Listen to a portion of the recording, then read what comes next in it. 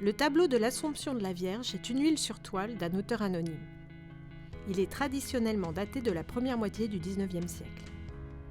De grand format, puisqu'il mesure 2,55 m sur 1,42 m hors cadre, il est inscrit au titre objet depuis 1983.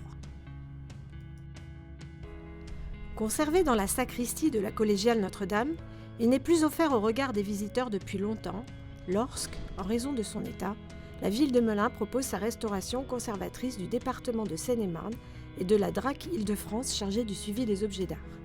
Le châssis en bois de résineux, piqué de trous dans vol d'insectes xylophages, vermoulus, présente des lacunes.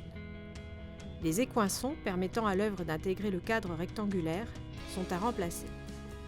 Faiblement tenue, car ses bords sont en partie décloués, la toile s'est relâchée, puis déformée, avec l'appui du châssis et l'accumulation de poussière sur celui-ci.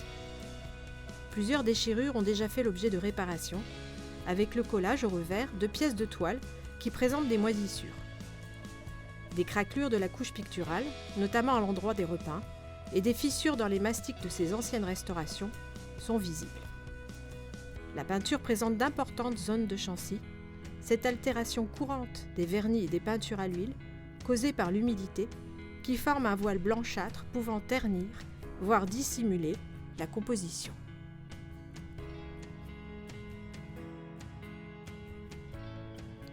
La restauration accompagnée financièrement et scientifiquement par le conseil départemental est confiée en 2020 aux ateliers de Quentin Arguillère pour la couche picturale et d'Emmanuel Joyeroux pour le support.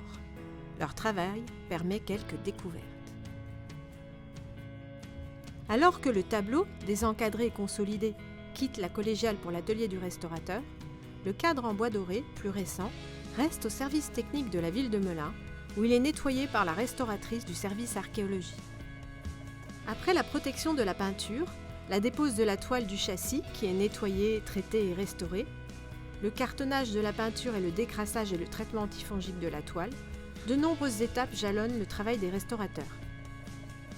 Les interventions sur la toile les plus lisibles pour le visiteur sont sans doute le comblement des déchirures par des incrustations textiles et la rectification des déformations sur table chauffante à basse pression.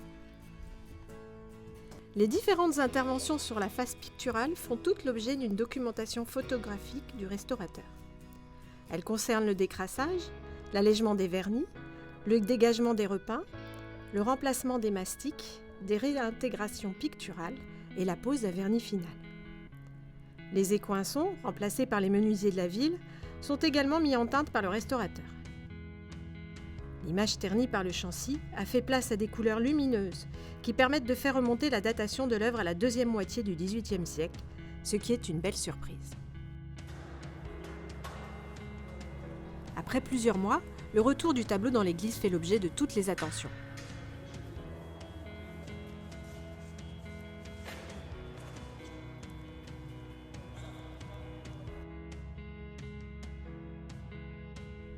La pose du voile de protection à l'arrière du châssis empêchera les poussières et gravats de s'accumuler sur celui-ci.